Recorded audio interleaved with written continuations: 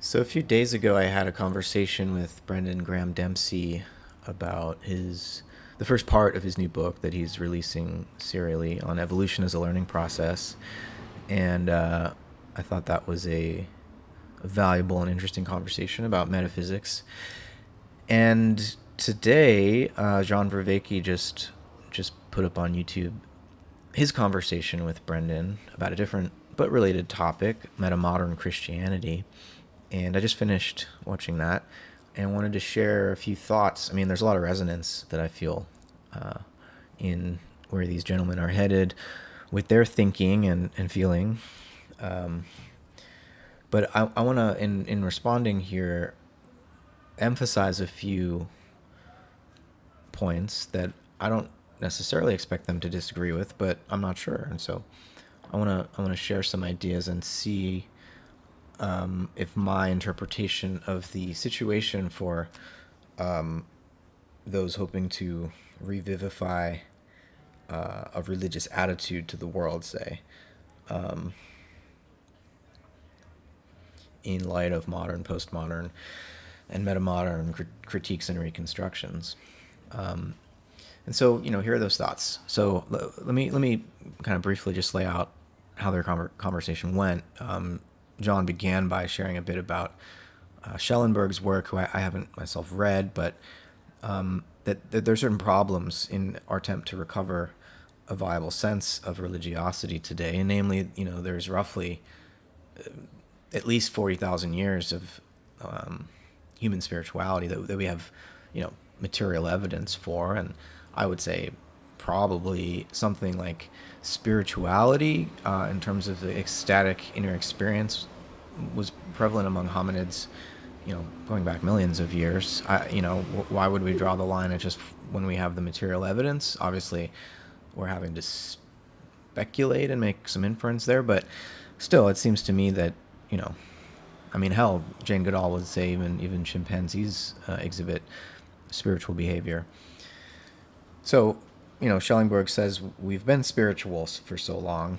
Why would we imagine that it was only a few thousand years ago, say with the axial religious transformations, that we finally got it right? It would seem more likely that there's an ongoing process here, a kind of open-ended revelatory process. I'm putting words in Schellenberg's mouth here. Again, I haven't studied his work. John goes on to elaborate some problems for theism, right? And that anyone trying to resurrect, as it were, a meta-modern form of Christianity is going to need to respond to these problems. One is the problem of evil. When you have the omni-variety theism, a God who is omniscient and, most importantly, omnipotent, and supposedly omnibenevolent and all-loving, it becomes difficult to reconcile that with the presence of evil in the world, the presence of suffering in the world. Why would an all-knowing, all-loving, all-powerful God create a world with such suffering, with childhood cancers and, murder and rape and all the rest of it, war? And so responding to the problem of evil is at the top of the list for, anyone trying to, re-implement, re-equip themselves with a kind of God image or God concept that might be psychologically and socially effective.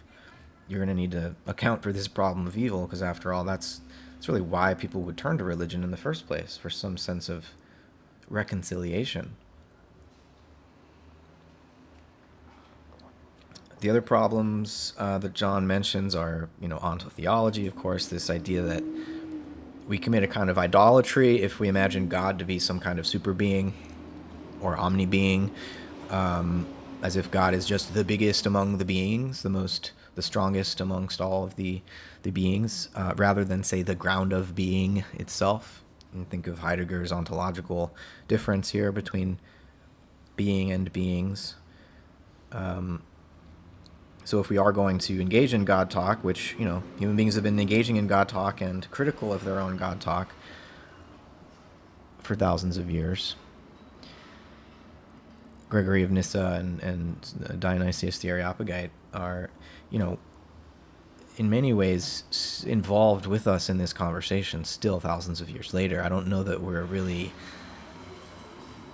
you know, and others more modern, early modern thinkers like Cusa, Bruno, and Spinoza, who John mentioned, they're fully like participants in this dialogue, and I think have insights which are, you know, convergent with meta modern so-called you know, ideas. And so, you know, when we do these historical dating schemes, we have to, I think, be humble and recognize the ways in which individuals at earlier times were already here, and we can look to them as conversation partners today, right? So in our critique of ontotheology, we can look right to the mystical core of Christianity itself for a response to that question.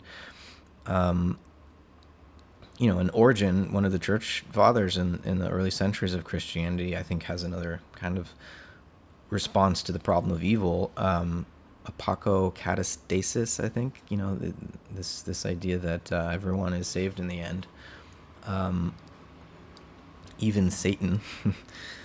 Not that that's a complete, you know, solution to the problem of evil, but I think, you know, we could also look to process theology and open and relational theology for this, to deal with this problem. And, you know, there's a lot of work on that question from Hartshorne and Cobb and Griffin, and in Whitehead himself.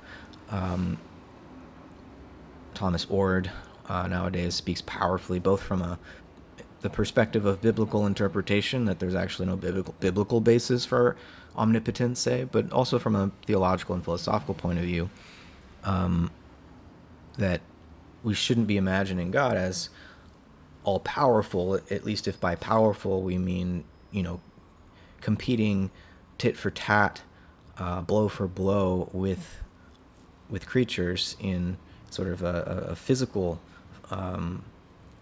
exchange of forces. God doesn't engage force against force, right? If God is powerful, that power must be love, which is a relational quality, a relational transcendental, or rather a relation. It's just a relation. It's love is, you know, if it's a form of power, then it's a power, as Plato already noted in the Sophist, to affect, but also to be affected by, right? And so there's a reciprocality to love. So when we say God is love, we're already undermining a lot of these omnis, particularly the idea of God as the dictator, God as the coercive commander. But, you know, one of the other serious issues that John raises is, of course, the problem of pluralism. There's a plurality of spiritual and religious cultural traditions, responses to the uncanniness of human existence. And so how do we, as, say, meta-modern Christians or just followers of Jesus Christ, how do we honestly claim to have some unique insight that, you know, the other religions would not? And I think, you know, inclusivism gets us some part of the way there, which would be basically saying, you know, you don't need to call it Christ, but whatever it is that Christians call Christ. And for me, you know, the historical Jesus is important, but Christ is a cosmic principle. We can just say that principle is active everywhere in every human culture, even if it's called by some other name, right? And call it Krishna, call it Buddha. It is a cosmic power that is a power of love and has been, you know, guiding and shepherding this process of cosmic learning, of evolutionary learning, right? That would be the inclusive response to the plurality question, that just as we, as, you know, scientists would want to seek some universal account of the nature of things that's not culturally relative, right? I think in our religious life, we should always be dialogical. We should continually be in dialogue with those we differ from about in religious questions and religious practices. And in some sense, dialogue must become an essential part of the religious life. Dialogue across difference, because we're trying to learn from each other. If we're all guided by this mysterious force, and different religions call it by different names,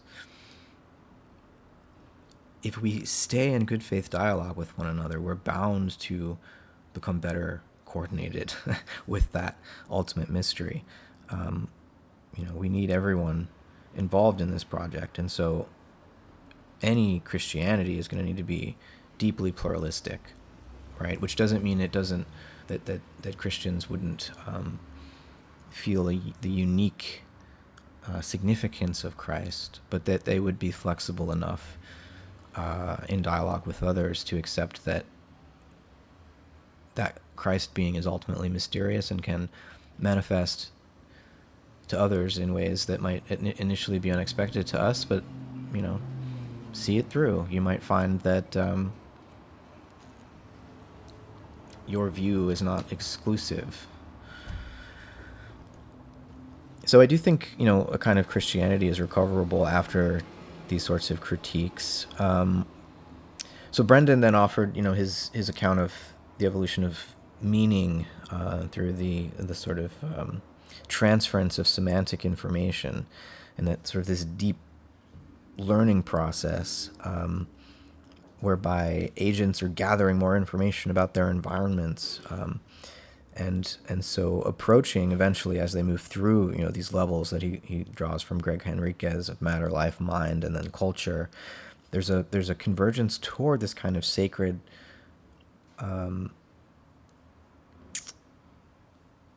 mode of being that is a kind of awakening to the fact of transcendent learning itself as the meaning of it all. That we are involved in this process of learning together, and once we become meta-conscious of the learning process that we've always been engaged in, this transcendent experience dawns upon us, and our whole society should be oriented around that.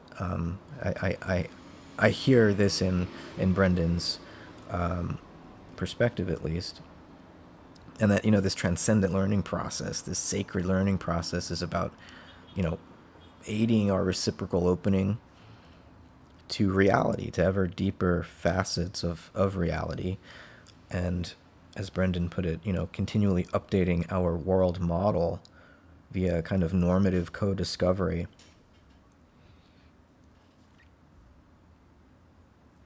And for Brendan, enculturation and sociality and culture, these are uniquely human, and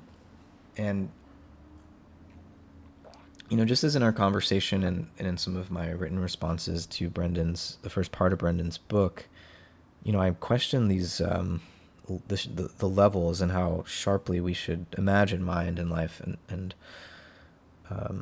matter really being divided by some kind of a emergent, like ontological emergence, almost like a new kind of reality comes into existence when life emerges, and then a new kind of reality comes into existence when mind emerges. I think life and mind are already implicit in whatever we might think matter is, which is to say that already at the level of plasma dynamics and nuclear physics and the elements and stars, multiple generations of stars that give rise to heavier elements, that this whole process is a process of physiogenesis, which is a process of evolutionary learning. And the point is not to think of physical particles as little persons in their meaningful arenas making conscious decisions, but whatever it is in the human being that has become conscious must in some way be a dramatic amplification of what has always already been going on. We are, after all, made of the same energy and patterning that has come to be over the course of this multi-billion year cosmic evolutionary process. And so we can make rough distinctions, right, between physical, biological, psychological, cultural. But, on some level, what do we mean by culture in human beings? Well, we mean symbolic language in all of its various forms, and the inner experience associated with our interpretation of all of the symbols. But at a more general level, when we talk about culture, we're talking about a kind of experiential learning that individuals in their communities can engage in together that can then be passed on generation to generation because of communication, because of a kind of transmission among and between individuals. And I think animals can do this too, and probably even single cells, because they are themselves experiential agents, and they're in deep relationship to one another, like internally related, as we'd have to put it in metaphysical terms. They require one another for their own existence as themselves. Talk about reciprocal opening. That's what cellular coexistence is all about. And so there's a kind of cultural transmission.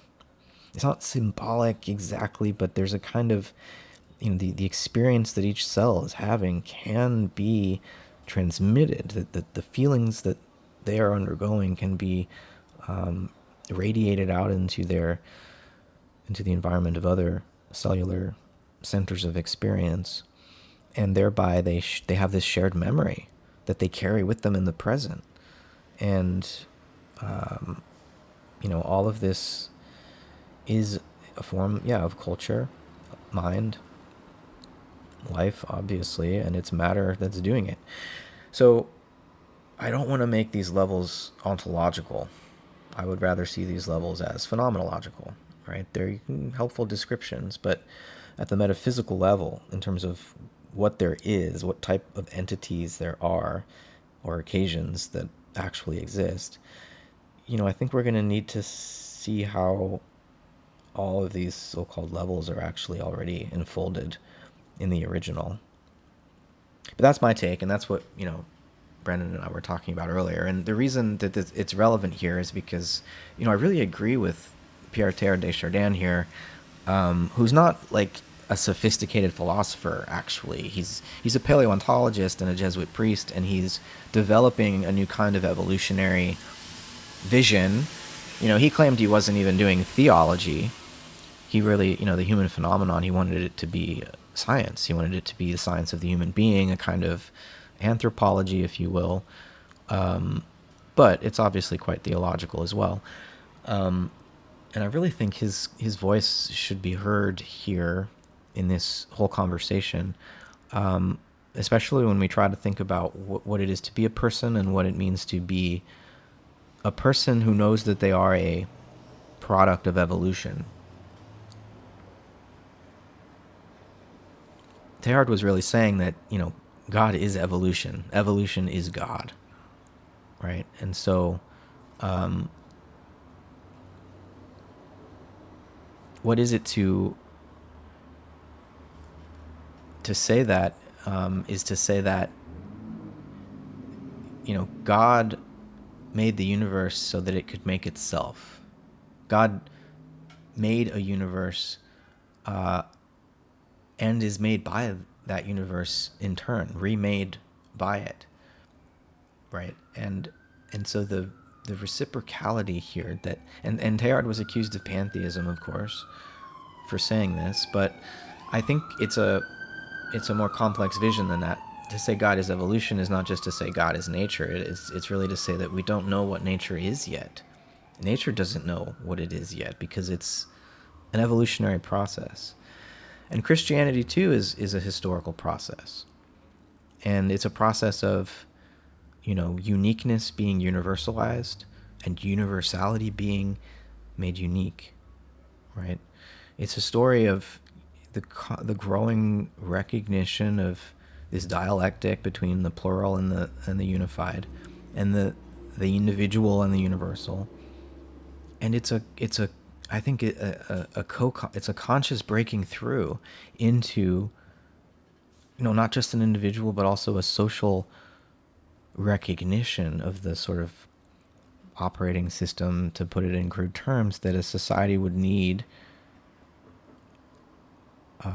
to survive this degree of self-consciousness and intelligence. That if there wasn't this loving embrace of the paradox of individuality in universality, of plurality in unity, of the identity and difference, then no human society of this size could continue to peacefully coexist on this planet, right? And this religion of Christianity emerges in the midst of the Roman Empire, occupying the territory of Israel, Jerusalem, and historically, is the story of the Jews with their unique tribal religion, in relationship to a monotheistic deity, which they, which breaking with the custom of the ancient Mediterranean world, where there was a lot of pluralism actually, and different city-states, regions would have different names for gods, but there would be translation tables. So you see, Zeus here, is Thor here, is Jupiter over there, and so you can all acknowledge one another's gods without having a fight about it. But then the Jews come along and say, no, none of those gods are real. This God, our God, Yahweh, is the God. And this whole idea of a messianic savior and an incarnation, and the merger of Greek philosophy and this idea of the logos with the Torah's story of this relationship between a people and their God, created this new religion that just caught fire in people's souls and toppled an empire, but was then the empire rebranded and kind of co-opted it, and the rest is history. But the real question here is, what is a person, and why would this historical process that the Bible attempts to convey, and I am not a biblical absolutist. I think Scripture continues beyond and around the Bible, and there's a whole Apocrypha we'd want to include, and let's keep reading and writing, and not, that's an important book, but what is the person in the context of this broader tradition of the Abrahamic faith, let's call it? Why is God three people also? One God, but three persons. What's going on there? Why is Elohim in Genesis actually plural in the Hebrew? Why does God need angelic and natural hierarchies, minerals, plants, animals, and so on, to create with? Why can't God just do it ex nihilo? So just as there's really no biblical basis for omnipotence, there's not much biblical basis for the creatio ex nihilo doctrine either. And I think, we can understand the universe like Teilhard did, or the cosmos, perhaps better said, as personalizing, right? And so when we ask, well, is the cosmos a person, or is there a person behind it? Or, these are questions where I think we start to get tangled in our own grammar. It's best just to say that the cosmos personalizes, or as Teilhard himself put it, cosmogenesis is anthropogenesis. And you could say this is just a nice narrative, but it's also consistent with the science. You can't get around this anthropic principle. You can offer a deflationary interpretation of it, but the question's nagging, that we can only observe the universe that has created us. And these sorts of meta situations that we find ourselves in really do call for a kind of sense of the sacred, which would be participatory, right? Where we come into dialogue with this ultimate ground, which, as Brendan says, is receding from us. And this is where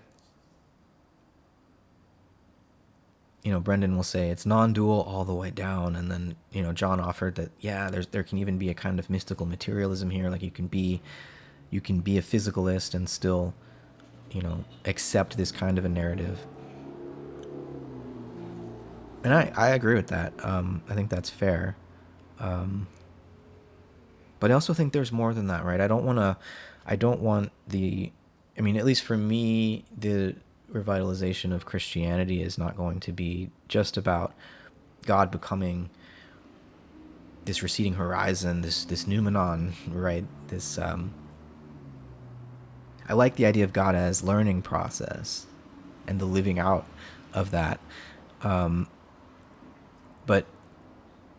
I worry that then if we just say that God is beyond the horizon, we end up with a kind of God is the Jungian unconscious, or we end up with a kind of psychologized Kantianism,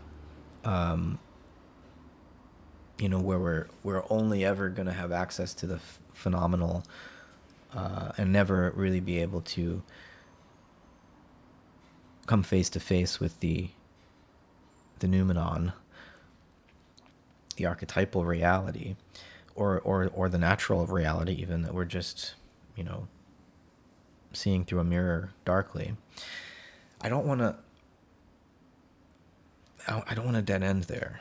And what that requires is something like what Brendan was referencing, actually, this idea of kind of emergent transpersonal hyperpersons, that have come to be in other regions of the cosmos, but that we might be able to either ourselves generate through our collective coordination and social activity, or that we can come into relationship to via prayer, imaginal practice. But John also warns about the problem of like false agency detection.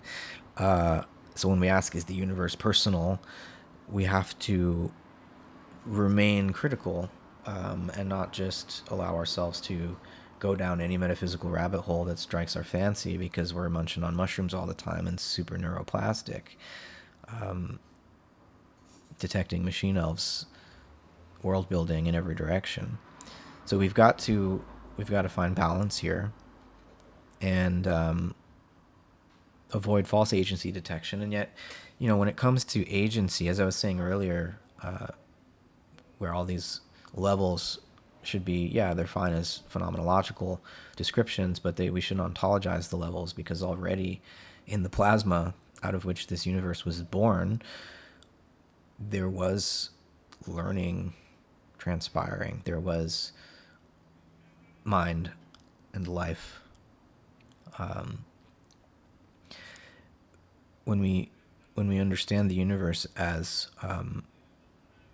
creative from top to bottom in that sense, then there's agency all the way down. And so yes, we can make false detections. We can hallucinate agency and personal intention when really it's just accidental, something accidental has occurred. So we don't want to project agency everywhere in an indiscriminate smear, but the world is made of agencies, and they go all the way down. And so, that primal, sort of animist, originally participatory understanding of the soul of the world, and the animacy of nature, that's true. And then the axial revolutions which occur across different cultures, in around 800 BCE to 200 BC, 300 BCE or so, and then with Christianity it continues. There's also a truth discovered here of the importance of the individual in the midst of the universal, and the sense in which the individual can come into direct relationship to the transcendent, such that something like a post-formal morality becomes possible. Say, like an individual can feel that their society is unjust and appeal to a transcendent good in defense of that belief. That's new in the axial age, and that's a valuable insight. But we need a second axial turn, as Ewart Cousins called it, which would mean recovering this primal sense of participation while also integrating the real moral, important moral impulse that comes out of this connection to the transcendent that the axial traditions give us, right? And so it's bringing together these two impulses and attempting some kind of synthesis. And that would mean, granting the universe the status of, at least, we can't say it's made by a person, but we can say it personalizes. The cosmos, rather, personalizes, right? Which isn't to totalize, but I think it is to acknowledge that personhood is personhood has always been an attempt to portray the infinite. Like, the idea of a persona, like wearing a mask through which sound passes, I think is like the full sort of etymology of that term. And what is this air passing through the mouth conveying meaning? Personhood is deeply mysterious, and I think it's where the infinite meets the finite and takes on definite form, even determinate form. And, for human beings, that's where the learning happens. Speech, logos, plays a principal role here, and we're doing it. Conversations like these are what are contributing to the evolution of consciousness.